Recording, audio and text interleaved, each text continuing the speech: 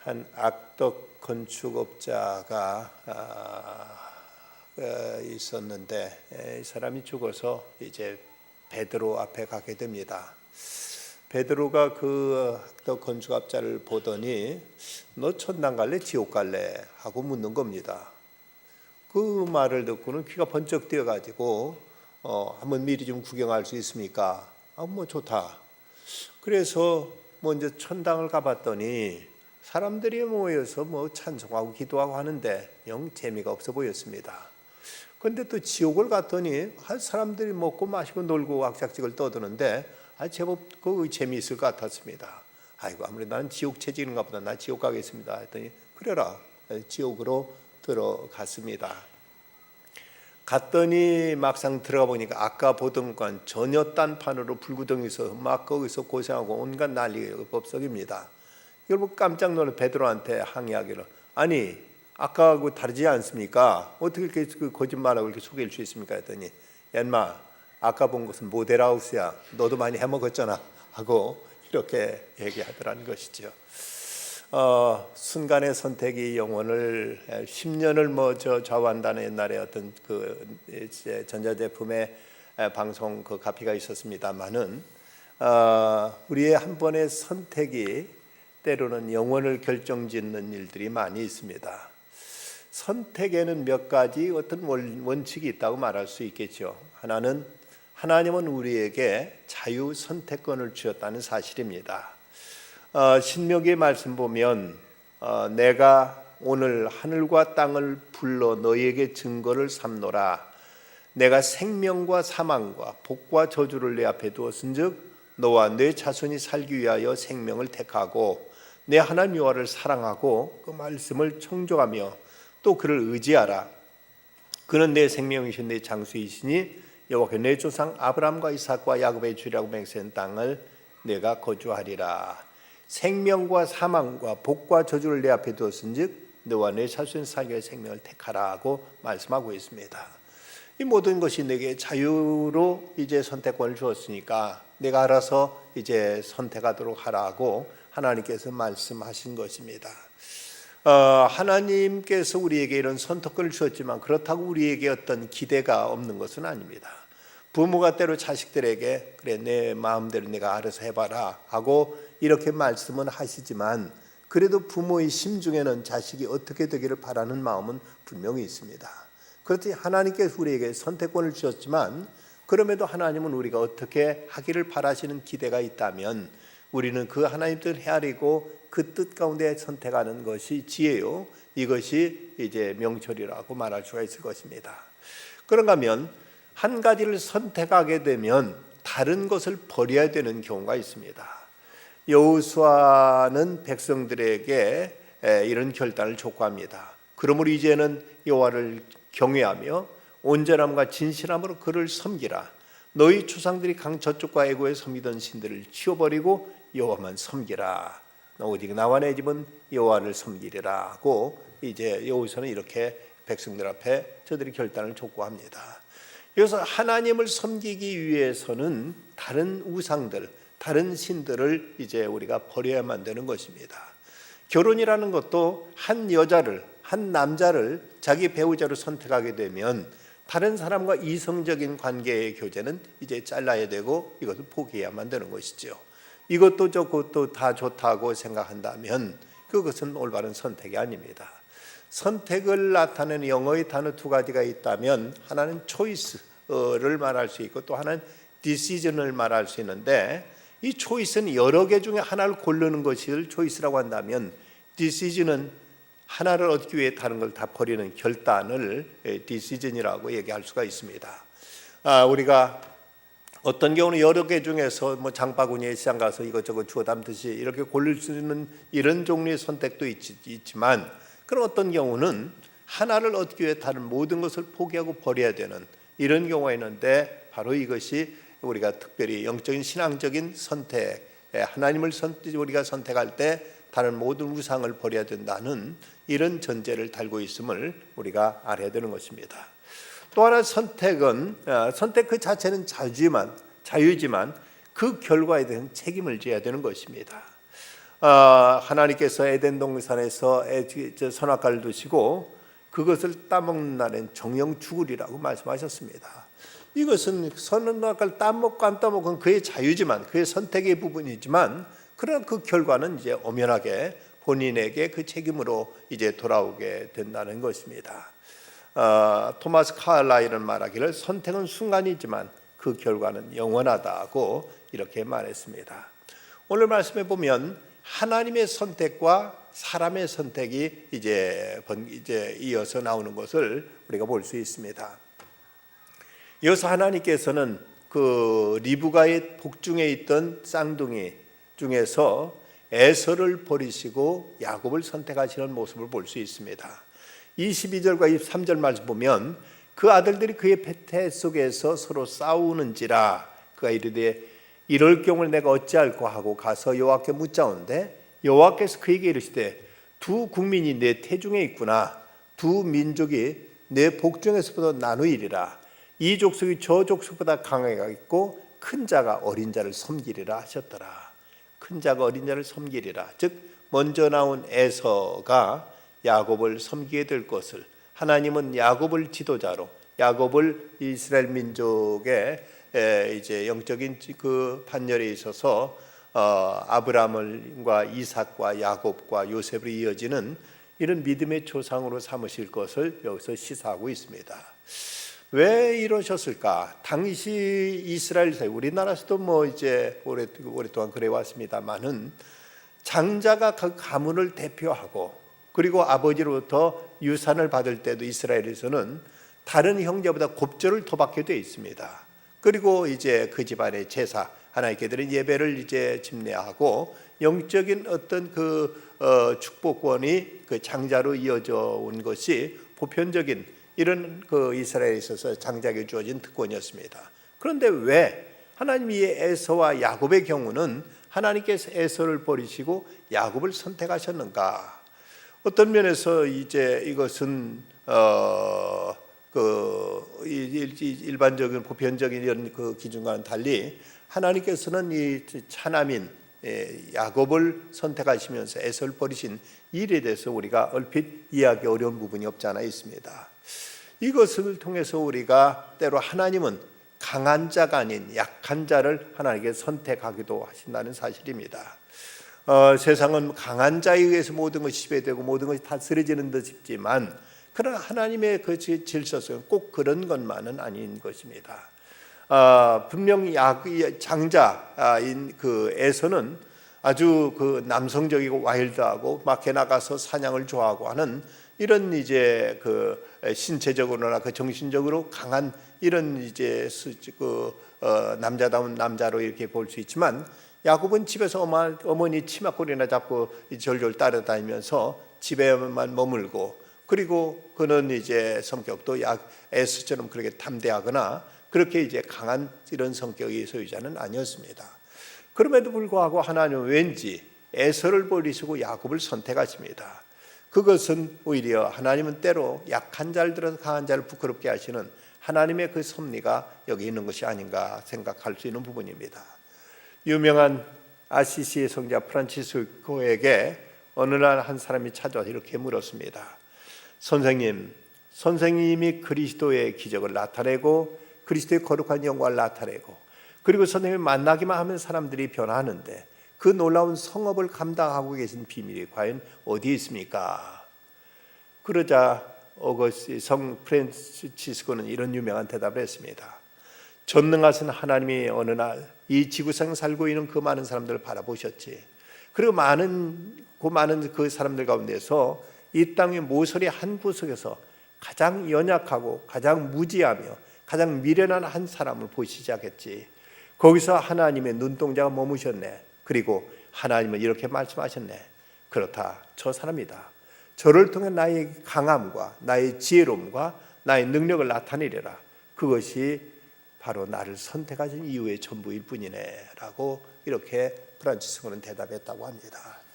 어떤 경우 하나님은 약한 자를 들어서 오히려 당신의 능력과 당신의 지혜, 당신의 온전함을 나타내시고 드러내시는 이런 하나님의 섭리가 있음을 우리는 야곱을 선택하신 이 모습을 통해서 배울 수가 있습니다. 또 하나 야곱을 선택한 그 모습 속에서 우리는 하나님의 어떤 성화의 교리를 우리는 배울 수가 있습니다. 여러 가지 많은 문제에서 야곱은 참 문제 많은 인물입니다. 이름부터가 야곱이란 말은 발꿈치를 잡았다는 뜻도 있지만 또는 사기꾼이라는 뜻도 있습니다.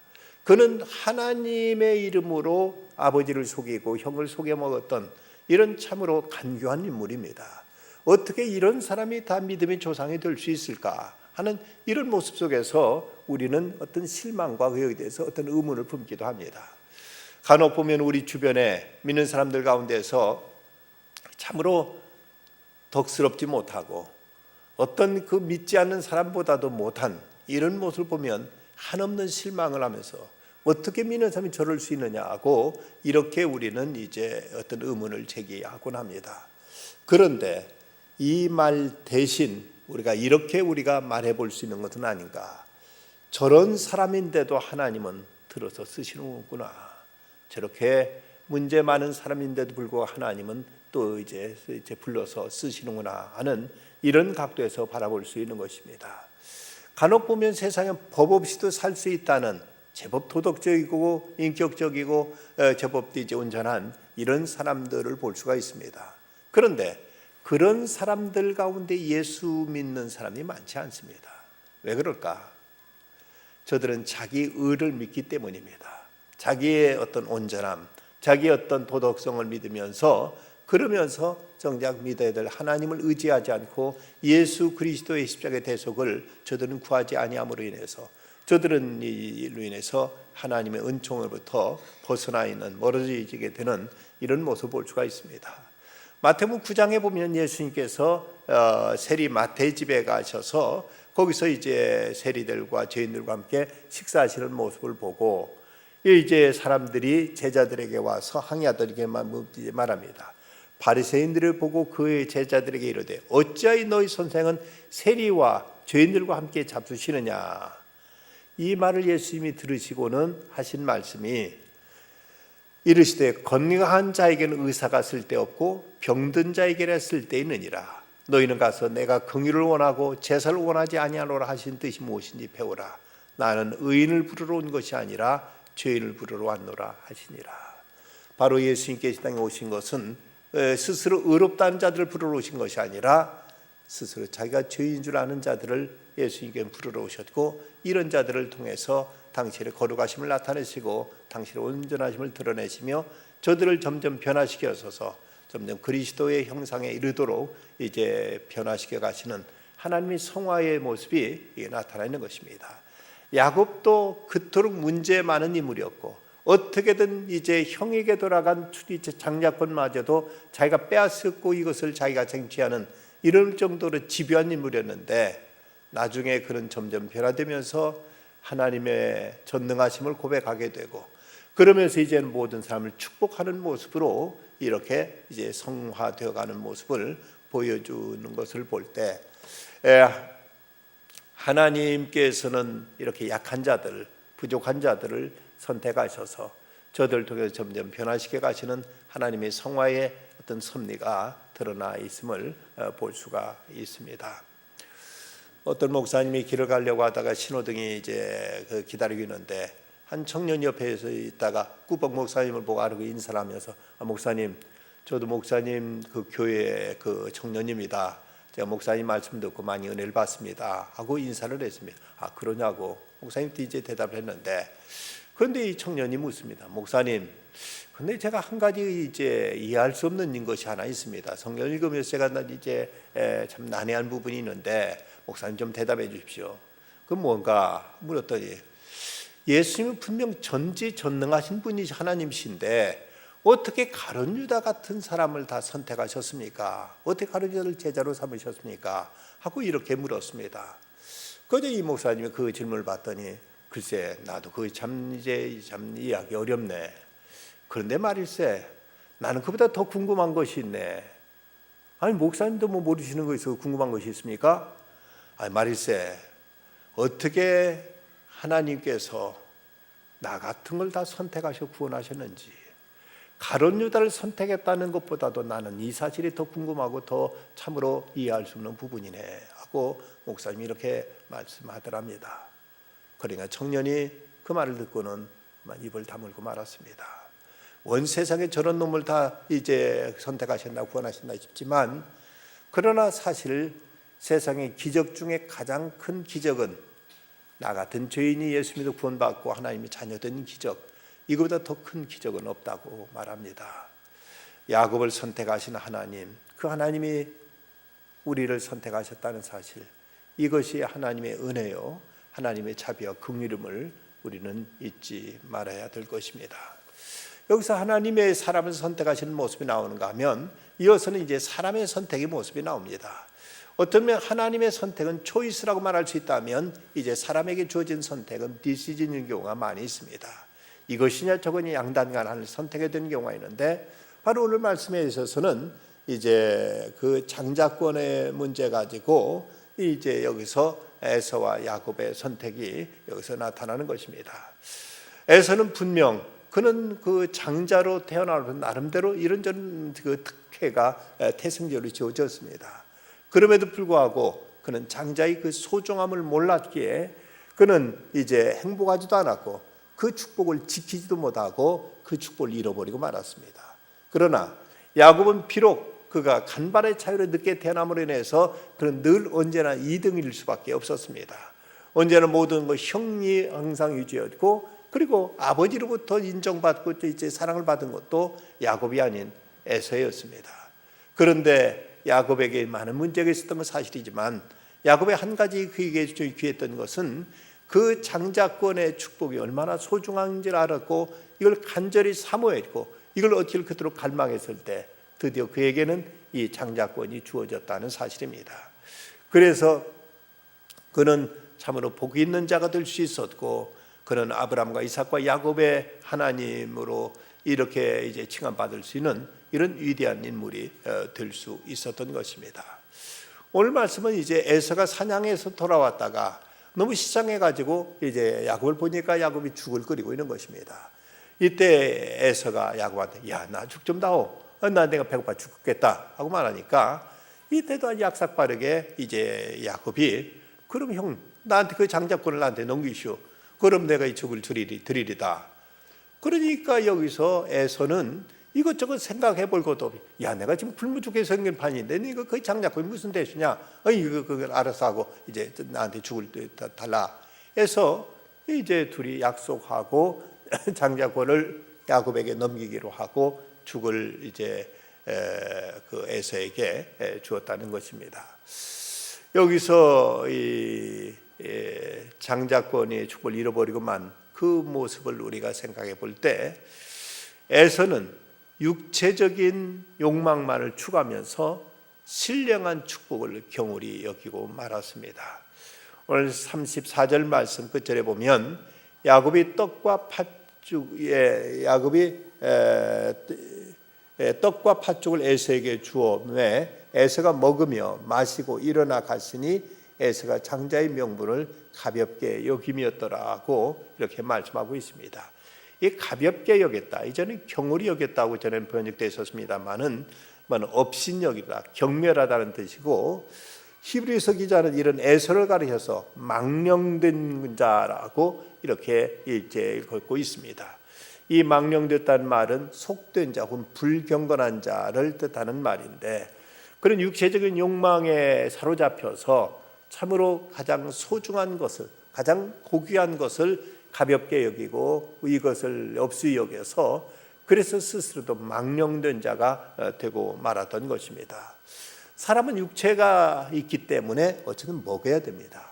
우리는 이제 먹지 않고는 살 수 없는 존재입니다. 먹는다는 건 절실한 문제고 이것은 우리에게 필수적인 문제입니다.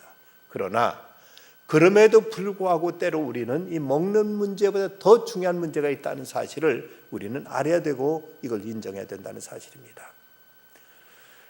예수님은 40일간 금식하시고서도, 그리고도 마귀가 와서 이제 돌을 가지고 떡을 만들어 먹으라고 이렇게 시험하자 예수님 대답하신 말씀, 사람이 떡으로만 살 것 아니요 하나님이 우러나는 모든 말씀으로 살 것이다. 예수님께 배부른 가운데 하신 말씀이 아닙니다.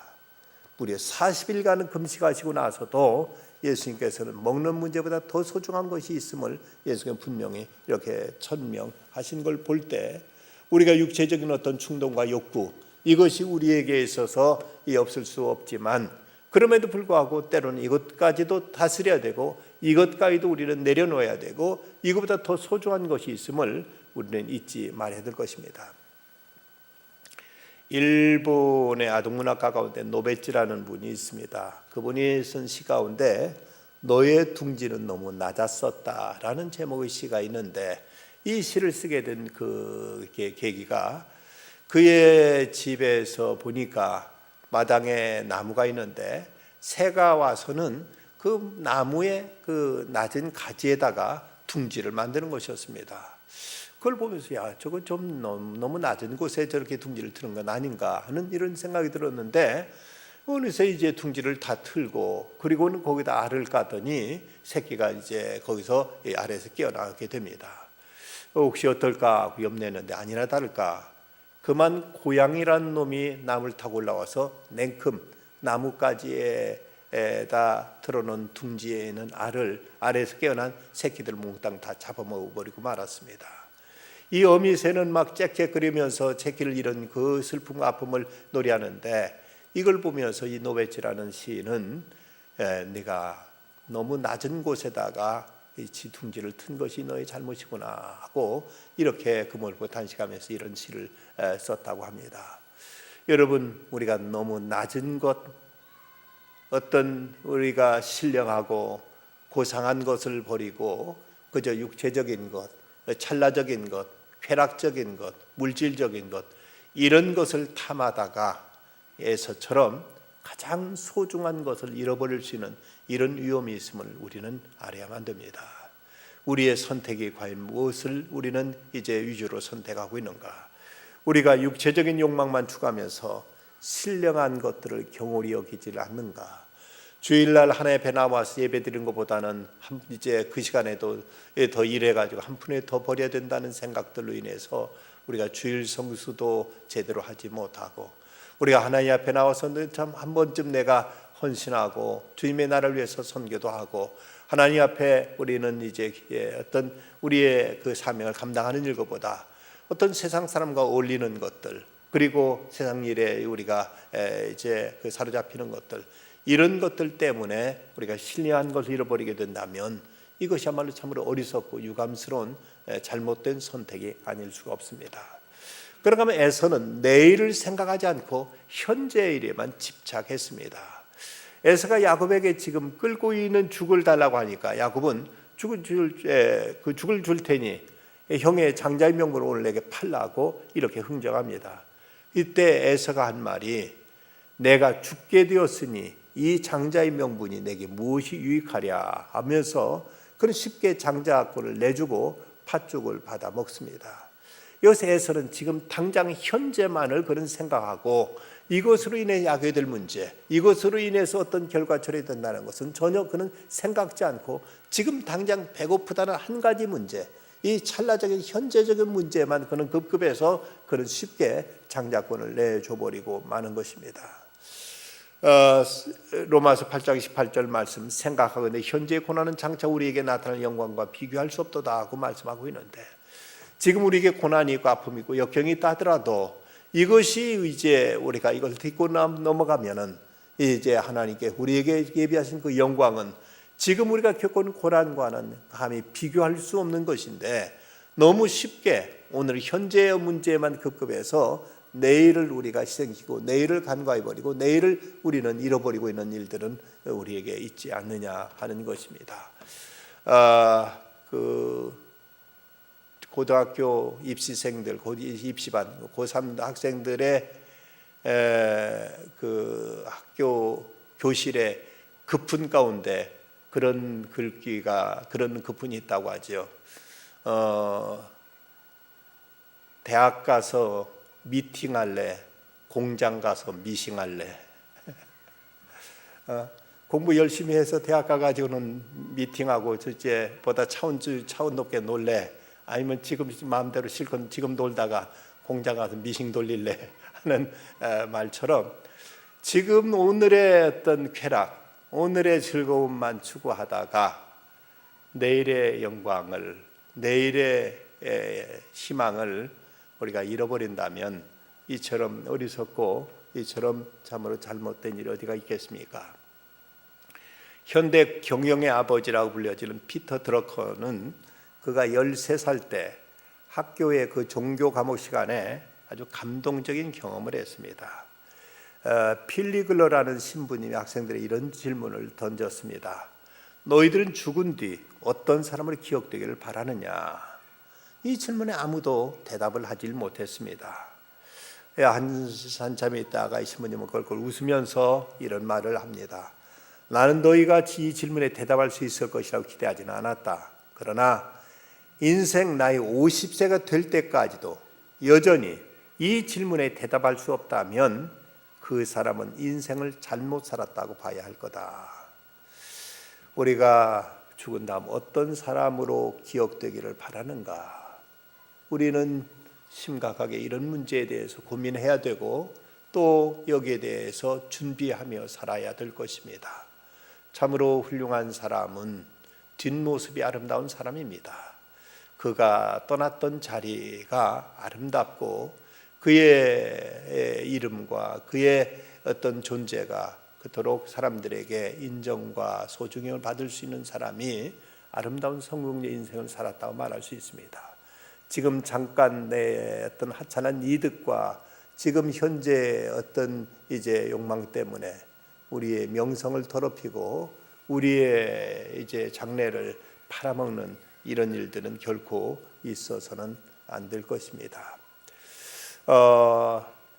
이 야곱은 이 일로 인해서 장자권을 형으로부터 산 이 일로 인해서 성경에 보면 성경은 하나님을 에서의 하나님이라고 언급하지 않고 야곱의 하나님이라고 이렇게 거듭거듭 성경에 기록하고 있습니다. 야곱의 하나님을 자기의 도움으로 삼으며 여호와 자기 하나님에게 자기의 소망을 두는 자는 복이 있도다. 시편 146편 5절입니다. 나는 아브라함의 하나님이요 이삭의 하나님이요 야곱의 하나님이로라 하신 것을 읽어보지 못했느냐. 마태복음 22장 32절 말씀 등 곳곳에서 하나님은 야곱의 하나님으로 이렇게 소개되고 있습니다.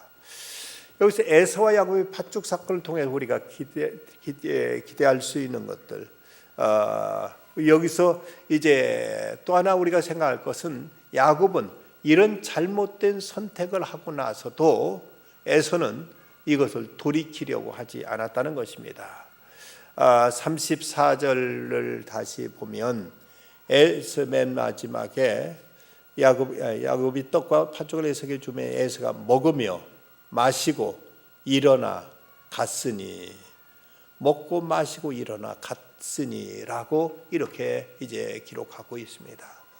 배고플 때는 어쩔 수 없어 별말을 다 하면서 이제 뭐 내 장약꾼 넘겨주마고 설사 그렇게 했다 하더라도 먹고 나서라도 야 인마 아까 한 말 취소다 하고 어떻게 그 형이 동생 될 수 있고 동생이 형 될 수 있어 안 돼 하고 한마디쯤 억지라도 부리는 소리라도 했더라면, 그랬더라면 차라리 나았을 것을 아무렇지도 않게 그냥 먹고 일어나서 갔다고 성경은 기록하고 있습니다. 뭐가 잘못된 것조차도 그는 생각지 않았고 이것을 회개하려거나 돌이키려거나 이것을 어떻게 바로잡으려는 생각조차도 그는 하지 않았던 것입니다. 그래서 히브리서 12장에 보면 음행하는 자와 혹 한 그릇의 음식을 위하여 장자의 명분을 판 에서와 같이 망령된 자가 없도록 살피라. 너희가 아는 바와 같이 그가 그의 축복을 이어받으려고 눈물을 흘리며 구하되 버림받아 되어 회개할 기회를 얻지 못하였느니라. 참으로 비참한, 참으로 불행한 이제 결말을 자초하고 말았습니다. 이런 이제 그 에서의 잘못된 선택과 그리고 나서도 이제 그가 이것을 고치려 하지 않았던 이것을 해서 나중에 훗날에는 그는 참으로 쓰라린 눈물을 삼켜야만 했고 그는 동생 야곱에게 목적을 섬기는 자로 이렇게 전락하고 말았던 것입니다. 이런 이제 이 야곱과 에서의 선택을 통해서 우리가 배워야 될 선택의 기준이 있다면 어떤 것들일까? 무엇보다 먼저 우리는 편안하고 쉽고 어떤 안일보다는 어렵고 힘들더라도 보람 있고 가치 있는 일을 우리가 선택해야 된다는 것입니다. 예수님께서 십자가를 앞에 놓으셨을 때 아버지 할 수만 있으면 이 잔이 내게 지나가게 해주십시오 하고 이제 예수님도 간절히 그 십자가 고난을 피하기를 원하셨습니다. 그럼에도 불구하고 예수님은 끝내는 아버지요 그러나 내 뜻대로 마옵시고 아버지 원대로 이루어지이다. 아버지께 내게 주신 잔을 내가 마시지 않겠느냐 하면서 예수님은 십자가를 그대로 이제 받아들이는 것을 볼 수가 있습니다. 예수님은 지금 이 십자가를 진다는 얼마나 지금 고통이며 희생이며 아픔인가를 아시고 이걸 면하기를 원하셨지만 그럼에도 불구하고 이것이 내가 지어야 될 길이라면 이것을 그대로 지고 가겠다고 묵묵히 십자가를 향해 골고다를 향해서 걸어나가셨던 것입니다. 어떤 이 그런 말을 합니다. 평안은 하나님이 주시는 선물이고 편안은 마귀가 주는 시험이다. 평안, 우리가 하나님께 주시는 평안은 분명 하나님이 주시는 귀한 선물입니다. 어떤 환난과 박해 속에서도 마음에 평안함이 있는 것, 이건 내적인 것이고 신령한 것이고 영원한 것이 영적인 것입니다. 그런데 편안, 육체적으로 그냥 아무 고통 없이 쉽고 편한 이지고잉 쉽게만 우리가 나아가려고 하다 보면 여기에 반드시 마귀의 시험이 따르기 마련입니다. 여러분들 가운데 혹시라도 이 자리에 계신 분이야 그런 그런 생각도 안 하고 그냥 당연히 나오셨겠습니다만은 오늘도 교회를 갈까 말까 집에서 연속극을 할 텐데 하면서 많이 고심하다가 또 나오시는 분들도 없지 않아 있을 것입니다만은 그러나 나오고 보면 역시 나오길 잘했다 싶고 우리가 이런 것이 때로는 이제 불편하기도 하고 때로는 피곤하기도 하고 때로는 힘든 일일 수 있어도 이렇게 우리가 육신의 편안함을 물리치고 보다 가치 있는 것들 보다 의미 있는 것들을 찾도록 우리가 훈련하다 보면 이것이 우리를 지키고 우리를 복되게 하고 우리를 풍성하게 하고 바로 우리에게 내일을 이제 약속해 주는 이런 소망으로 우리에게 와닿게 된다는 것입니다. 또 하나는 이기적인 욕심보다는 공동체와 하나님 나라의 유익을 위해서 선택할 수 있어야 됩니다. 사도 바울은 고린도 교회의 성도 간에 서로 분쟁하고 다투고 재판하는 모습을 보고 그들에게 말하기를 너희가 피차 고발함으로 너희 가운데 이미 뚜렷한 허물이 나니 차라리 불의를 당하는 것이 낫지 아니하며 차라리 속는 것이 낫지 아니하냐 하면서 성도 간에 싸워가지고 내가 몇 푼 더 차지한다 그것이 무슨 의미냐 차라리 내가 이런 경우 손해를 보더라도 어떻게 믿는 사람이 세상에서 서로 싸워가지고 사람들에게 웃음거리가 되고 조롱거리가 되고 마귀의 이제 그 공격거리가 되게 하느냐고 이렇게 이제 책망하고 있는 모습을 보이고 있습니다. 우리는 내 개인적인 이득보다는 하나님 나라와 공동체를 위해서 선택할 줄 알아야 됩니다. 한경직 목사님 그런 말씀을 하신 적이 있습니다. 어떤 것이 하나님의 뜻인지 분간하기 어려울 때 하나님의 뜻을 찾을 수 있는 그 하나의 어떤 그 기준 가운데 하나는 대체로 내게 손해되는 것을 택하면 되게 하나님의 뜻이다고 말씀하셨습니다. 내게 손해되는 것을 쪽이 하나님의 뜻이다.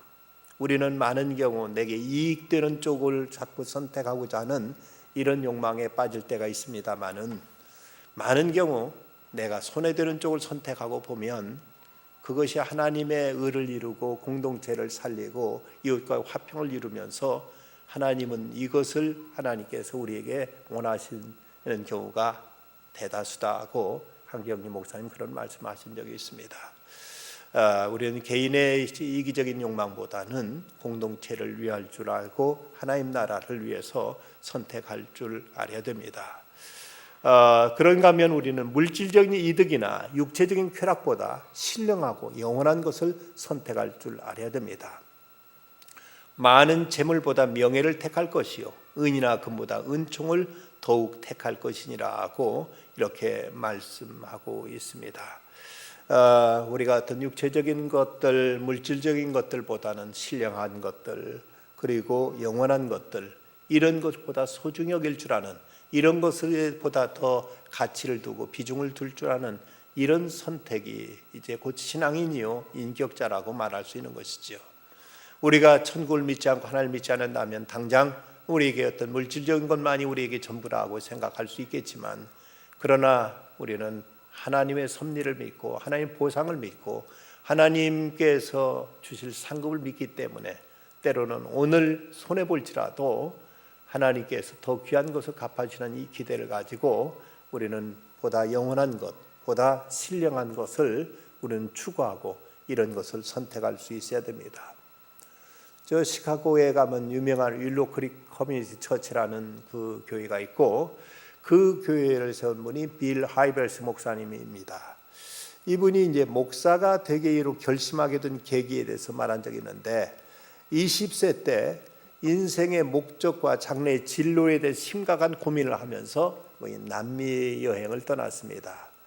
어느 날 저녁 리우데자네이루의 한 호텔에서 아름다운 해변을 내려다보고 있는데, 그 호텔의 이제 그 식당에 혼자 자기는 식사하는데 옆에 자리에 한 노부부가 아주 다정하게 그곳에 여행을 와서 식사를 하더랍니다. 그러면 그분들이 나누는 대화를 들었는데 뭐라고 말하는가 하면, 여보 정말 참 멋있지, 당신 그동안 고생 많았어. 그러나 고생 가치가 있잖아. 우리가 평생 꿈꾸던 곳이 바로 여기야 라고 이렇게 말하는 소리를 듣고 빌 하이벨스는 큰 충격을 받습니다. 남미를 여행하면서 고급 식당에서 저녁 한 끼 먹는 것을 위해서 일생 동안 안 먹고 안 쓰고 고생했단 말인가? 이것이 과연 평생 소원이었단 말인가? 이걸 위해서 인생을 살았단 말인가? 하는 생각을 하고 그는 숙소에 들어와서 무릎 꿇고 하나님께 이런 기도를 드립니다. 하나님, 제가 적어도 이것보다는 더 가치 있는 인생을 살게 해주십시오. 이것보다 더 영광스러운 인생을 살게 해주십시오. 그저 멋있는 호텔의 레스토랑에서 그럴듯한 식사 한 끼 먹기 위한 것으로 인생의 목표를 삼지 않겠습니다. 우리들이 과연 인생을 무엇을 위해서 살고 있는가? 그저 좀 좋은 옷 입고 명품 가방 들고 그리고 어디 쇼핑 다니고 하는 것, 이것이 고작 우리들의 인생의 목표인가? 이런 것을 위해서 우리가 과연 살아서 좋을 이런 존재들인가? 우리는 좀 더 높은 차원에서, 그리고 좀 더 긴 안목으로 우리 인생을 바라보고 인생을 우리는 이제 선택할 수 있어야 되겠습니다. 철학자 장폴 사르트르는 이런 말을 했습니다. 인생은 B와 D 사이의 C이다. 즉 여기서 B는 birth, 선대의 탄생이고 D는 death, 죽음인데 탄생과 죽음 사이의 C, choice, 선택이라고 이렇게 말했습니다. 그러나 그리스도인은 이와 B와 D 사이, 그러니까 그 출생에서부터 죽음 사이에 또 다른 C가 주어졌습니다. 또 다른 C가 무엇인가? 크라이스트, 그리스도가 주어져서 그 다음에 E로, D에서 끝나지 않고 E로 이어지게 됐는데, E는 eternal life, 영원한 생명을 우리는 얻게 되었습니다. 다른 세상 모든 사람들은 B에서 시작해서 D로 끝납니다. birth에서 시작해서 death로 끝나는데, 출생에서 죽음으로 끝나고 그 중간에 그냥 이것저것을 선택하며 살아가지만 우리들에게 C는 크라이스트, 그리스도가 주어짐으로 우리는 이제 D로 끝나지 않고 죽음으로 끝나지 않고 eternal life, 영원한 생명이 우리에게 주어진 것입니다.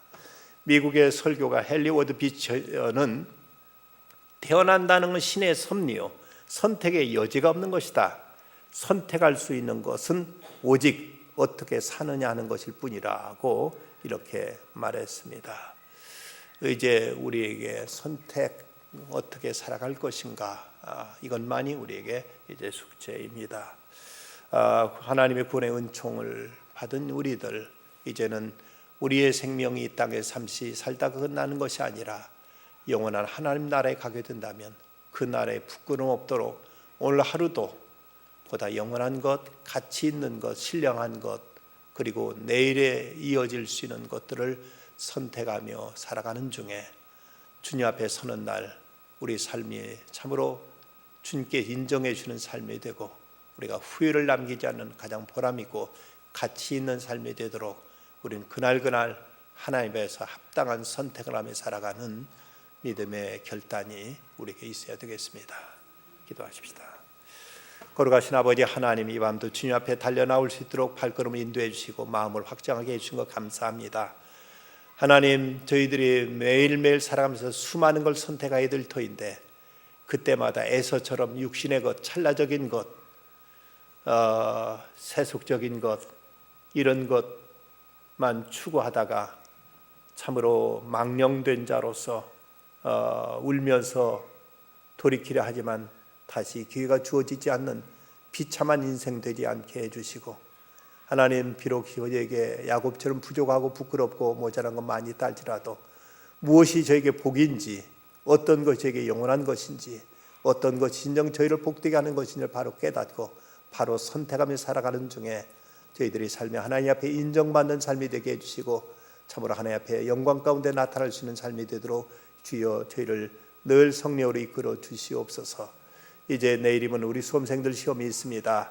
하나님, 저들 믿음의 자녀들 주여 명철과 건강과 평안한 마음 주시고 최선을 다한 후에 그 결과를 하나님께 앞에 맡길 수 있게 해주시옵시며 실수하지 않도록 저들 붙잡아 주시고 저들 위해서 내일 모여서 함께 기도할 때 성령의 역사가 이제 이곳과 또 수험장에서 함께 나타나게 하여 주시옵소서. 예수님의 이름으로 기도드리옵나이다. 아멘.